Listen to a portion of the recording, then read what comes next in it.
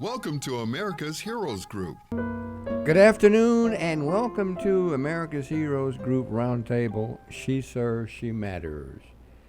February is Black History and American Heart Month. It's February 26th, 2022. I am co-founder, Vietnam veteran, and host Cliff Kelley. And I'm his co-host, Colonel Dr. Damon Arnold. Our executive producer is Glenda Smith, and our digital media producer is the iconic Ivan Ortega of Scouts Honor Productions. And I actually am here today. I wanted to reach out to those families that are in Ukraine. We are with you. You are with the democracy throughout the world.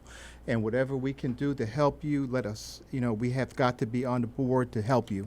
Right. And thank God we have a president that has some sense that's actually trying to help this situation. So today, our panelist is Dr. Tiffani Worthy. PMP, West Point graduate, U.S. Army combat veteran, founder of CEO of All Things Are Possible Foundation. She is also the CEO of Worthy Solutions and former mayor of Willingboro Township. She is actually here to talk about the mission, purpose, and 2022 agenda of All Things Are Possible Foundation. How are you doing, Tiffani? I'm doing well. How are you? Thank you so much for having me today. Great. So tell us, what is your mission? It sounds like you are already on the road. You got your boots on and ready to move. Yes. Well, as a combat veteran, we have to understand what the mission is in order to know what to do, how to do, and when to do it. And so it was really important for me to have a mission that encapsulated all the things that we feel like need to be done in our community.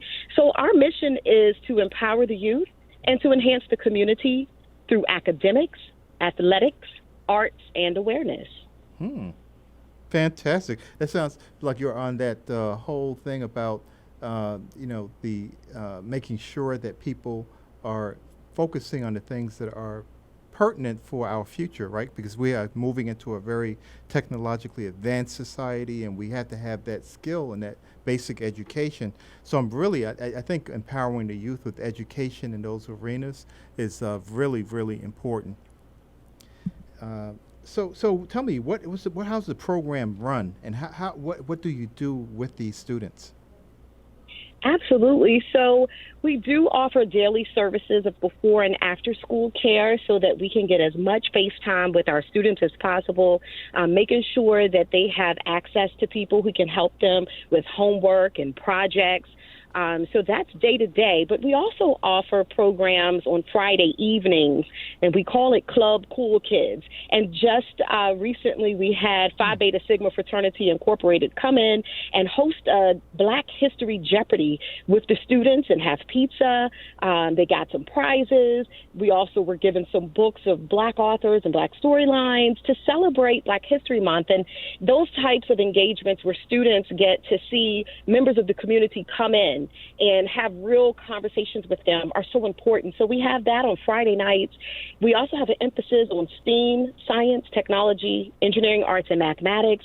So we offer STEAM programs, and we have an event coming up where career professionals come in and meet with the students and just talk about what their options could look like for the future. So all of our programming is all about offering lifetime experiences with these youth to make impressions on them, like taking them up to West Point, taking them to the Schomburg Center in Harlem, just making sure that they can see more than what's just in the community and have access to things farther along. Okay. That sounds wonderful. Yeah, it does. This is Cliff. That sounds great. My goodness. Yeah. That's a whole cultural experience with STEAM. Yes, That's right. yes, absolutely. Absolutely. That is wonderful, and particularly the Friday nights. Yeah. It keeps them off the street and out of trouble and all that kind of stuff goodness, too. Yeah. But you where are you located? You're in New Jersey? Yes, I'm in Willingboro, New Jersey. We are exit 5 on the New Jersey Turnpike and about 18 miles from Philadelphia.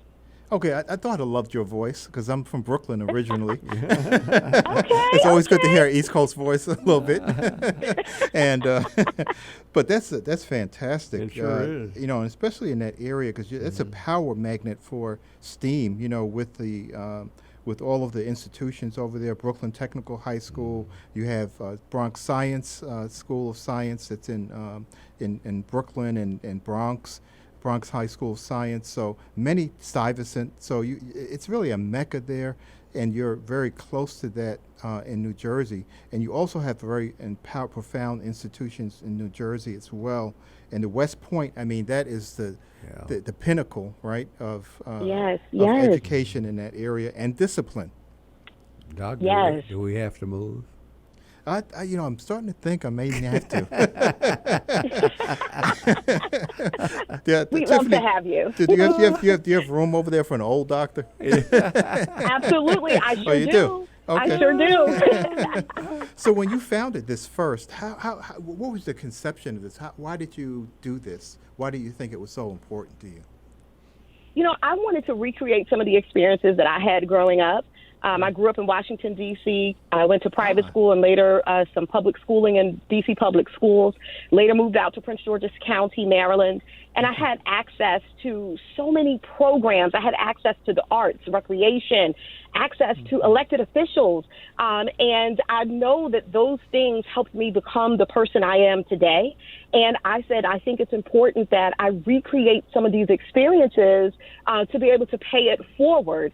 Some say, well, you do it for your children. I'm doing this for my grandchildren. My daughter's going to be fine. She's right up under me. But what about those generations that are coming up? I want to make sure that the people right around us are exposed and that we inspire them to do more, to pay it forward for each generation thereafter. So that's really what it was all about for me, is recreating those experiences that I had. Yeah, because I was reading your resume and I was looking at it and I was saying, so where are the other names? It sounds like there are 4 people working here.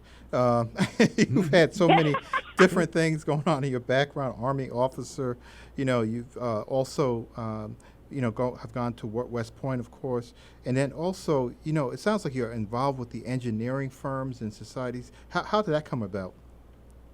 Yes. So when I was at West Point, I got a degree in environmental engineering. I always loved engineering. I was exposed to it early on in middle school and high school, and I'm just a systematic, analytical person by nature. And so once I completed my time in the military, what really fit well with me was working in engineering firms and being able to think like an engineer, but do the other work that needed to be done in learning, development, HR, and things like that. And it just worked really well for me to use a systematic approach to whatever it is that needed to be done. And the engineering firms liked my approach, and it's worked well for me. Oh, fantastic. Yeah. So one of the things, you're also on the Williamsboro Township Council, and how does that fit into things? Why do you think it's so important to be involved in, the community level in these councils and being part of that system? I think that it's important to do programs like ATAP does through the nonprofit organization, but I think that for me, it was important to be able to have an impact more broadly, where I can change policy, where I'm able to influence legislation, so that you could have a broader impact, where you can influence how the tax dollars are being spent. And while programming and events are nice within nonprofit organizations, we need to make sure that that the broader community has access to programs. I can only serve a few hundred, maybe 1,000 per year, but a school district will impact 5,500 students in my community a year. And so I just think it's important to be able to influence things more broadly. And I think that also came from, growing up in D.C., my mayor was Mayor Marion Barry, and I went to school with his son. And Mayor Barry was in the school. We called him Uncle Mayor Marion Barry. And Uncle Mayor Marion Barry would come. That's and great. He would see our Black History programs. He would come in when we had honor roll assemblies. He was very visible, and it didn't seem like it was just unfathomable to be able to become a mayor of a large city or to be able to serve in elected office. And so I never was just completely like, I'd never be able to do that. I just didn't know it would be in Willingboro, and I didn't know it would be at this time. I'm not sure there's anything you can't do. Well, that's why it's All Things Are Possible Foundation, right? You picked the right name. Yeah, that's right. Yeah, and Marion Barry, I had a chance to meet him once. A really remarkable person. Yeah, I remember. Very intelligent. Yes. Brilliant person. Yeah.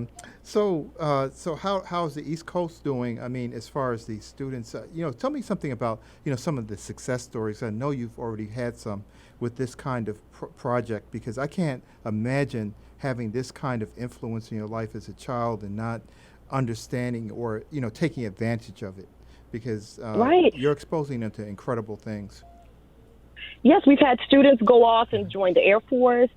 We've had some go to ROTC programs.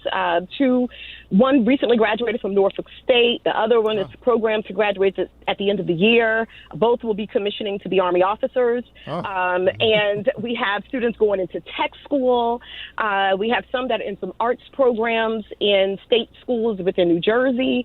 And then we have students who are now in high school who come back and mentor and invest their time with the younger students to help with homework and projects. And I'm really curious to see the longitudinal effect of being exposed to things that we offer at ATAP and being able to measure the qualitative and quantitative impact in these students' lives over time. Oh, fantastic! Yeah. And you worried me a little bit first because you said one's going to the Air Force, but then you cleaned it up and you said two going to the Army.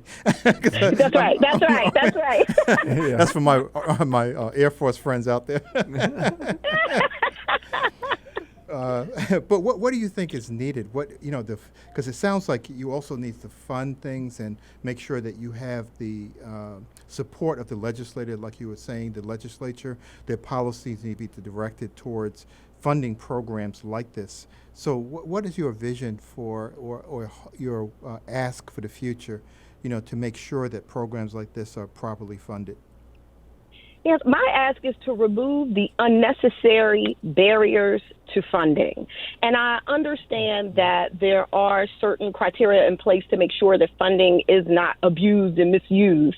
But I have also experienced just unnecessary barriers to get the funding that's needed to continue. And I think that also some of the barriers are self-made locally within different municipalities where they put together just barriers for no reason. You want to get a bus stop added at an aftercare program, and it's almost impossible. But if you want to get the children from school to an aftercare program, how are they supposed to get there? And so there are small things that I think can be done locally, and then there are things that can be done more broadly at the county and at the state level to just remove those unnecessary barriers so that the services can be provided to those young people, especially after they turn 13. I mean, there's so many programs that respond to the elementary school students, but where we really have challenges is being able to access the students that are 13 and up through high school. And so we have these barriers that need to be removed for funding, access to transportation, and access to physical space so that we can provide the necessary programming for those youth. Well, it sounds as though you must be very successful doing these things. It sounds great. What else do you need to tell us? Because you're great. It's fantastic. No, you're very kind. I think that just really a call for people to look to see what else can be done, whether it be working with ATAP Foundation, partnering with us through funding and volunteer opportunities, or looking locally within their own communities to see how they can serve, to really make sure that we are making it better for this next generation coming behind us. I find often we celebrate our successes, but we don't necessarily do as much to understand what we can do to pay it forward, for that next generation. So my ask is really partner with ATAP Foundation or local organizations and see how you can come in and read to a child or do some homework or fund a field trip even to help these students to get what they need. Yeah, how have you been, contending with the pandemic and all that? Have you been doing virtual as well? Sessions? Or we have been open through the entire pandemic. One of the things that we did is we earned a child care license through the state of New Jersey. And with that child care license, it allows us to stay open longer and not just be restricted to before and after school care. And so where that really made a difference for us was when the schools were closed, the students could come to us and they could go to school online. So we had 35 students every day through the pandemic. We were locked down together, if you will, quarantining together, and they'd come to us each day, and they'd have their breakfast, lunch, snack, and we'd send them home with dinner, and they would be able to go online and go through their school experience together. And it really brought us together as a community during that time. So we were unaffected in a sense of having to shut down. We didn't have to shut down, our programming. We were just more mindful about some of the activities. We had to maintain the social distancing and, lots of cleaning and sanitizing and things like that. But we were very fortunate to be able to offer that virtual learning support and employ local people to be able to take on those additional hours to do that virtual learning support. Oh, fantastic. That is great. that is really And great. it's not easy, but we No, listen, you don't have to tell me that. Yeah. Because Cliff, we always talk about these social determinants of health, but it sounds like you're multiphasic. First you were talking about STEAM and the educational component, but you're actually supporting these students in a much deeper way. Yeah. I mean, if you're giving them breakfast, lunch, and giving them something to take home for dinner, you are like around the clock parenting. I mean, this is fantastic, and I'm sure they're building a feeling that many times especially in poorer communities, kids don't have that access to those things, and many students go hungry when they go into school. They don't have that looking at the social determinants of health of these kids is also a very, very powerful thing that you're doing. Yes, and we're unable to do it alone. We do it along with the Food Bank of South Jersey, who's been a gracious partner through this whole thing, working with the Department of Health, working with other people who've given us funding. We write so many grants. It's only February, and I've written 15 grants already, trying to make sure that we're able to sustain the programming, yet keep the prices so affordable that, there's access for anyone who's interested, and we don't end up in a situation where students have a need, parents have a need, and we can't get the funding for them. So I've worked very diligently to go after grant money so we're able to continue to run these programs at low cost. Yeah, because it sounds like this is a national model. It really should be expanded across the nation because there is such a great need.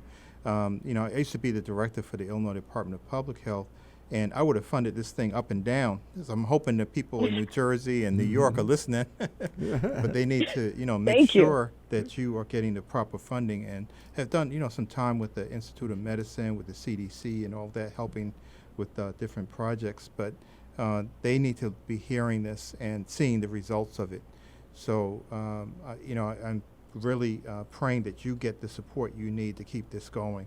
This can turn kids' lives around. I mean, that's right. It's just a phenomenal concept. And when you said 35 kids, I was like, that's a classroom. My classrooms were about that's that right. size. Yes, and they were going to different schools. They were in different grades. So managing those things. But it was great. Comcast was gracious and extended our broad so that we could maintain all these different computers online and didn't charge us anything more, just came out and responded to the need, which was wonderful because it happened so suddenly. Our country, we just shut down almost overnight, and we had these needs that we needed to make sure we could meet to respond to our students and families.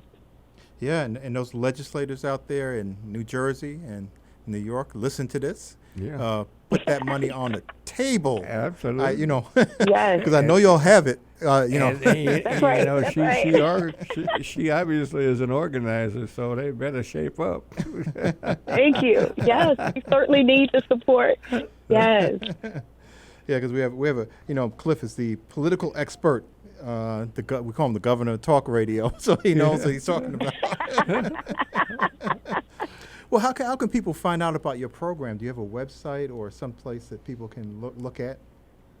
Absolutely. If they go online, they can go to www.atap, that's ATAP foundation.org. So that's atapfoundation.org, just like all things are possible. We're also on Instagram at ATAP Foundation, and we're on Facebook at ATAP Foundation. Okay, Facebook, and what was the other one? The TAP? Instagram Oh, Instagram. Yeah, Yes. I'm still trying to catch up. Yeah. Yes, for our military listeners, it's Alpha Tango Alpha Papa. That's Yes. it. Hey, you got it. Foundation. She's got it. Yeah. So, how does it go? Did you ever talk to the teachers? Do you ever get impressions from the teachers or, support letters from them? Because it sounds like, when people go back into their regular school environment, that you have been supercharging them, these kids. Mm-hmm. And they have got to see a difference in their curriculum, too. So, maybe. We do get. Yeah. Yes. So, yes, I think formalizing that support is what I need to do because we do get emails from teachers, from principals, from guidance counselors saying that they can see a difference. Mm-hmm. And I think if we formalize those emails and request letters of support, that could certainly strengthen our packets. We haven't done that yet, but that is something I certainly can take with me and get that done because the emails is the casual correspondence, but I'm certain those same people would be interested in writing a letter. Yes. Mm-hmm. Yeah, and to put that into your little support packet. Yes. But I just really am amazed at what you're doing. You are the kind of person we need in this country. And we have so many bad things going on, people raiding the Capitol and, on January 6th. And it's good to hear a positive story. And you are just doing a phenomenal job. And so we are at the point where we're out of time. But again, people need to go online and look at your website, www.atap, Alpha Tango Alpha Papa Foundation.org, and Facebook Live, and then also that Instagram. So you got me back on. You're starting to wake up these old brain cells. So I'm starting to learn something. Let me just tell you, you're great. Thank you so much, Dr. Tiffani Worthy, PMP, one of the great accomplishments, one of the icons in this country for what you are doing with this foundation. So we're going to be moving on to a next commercial break. We will be having Congressman Danny Davis on, so make sure you stay there. Don't be square. Stay here.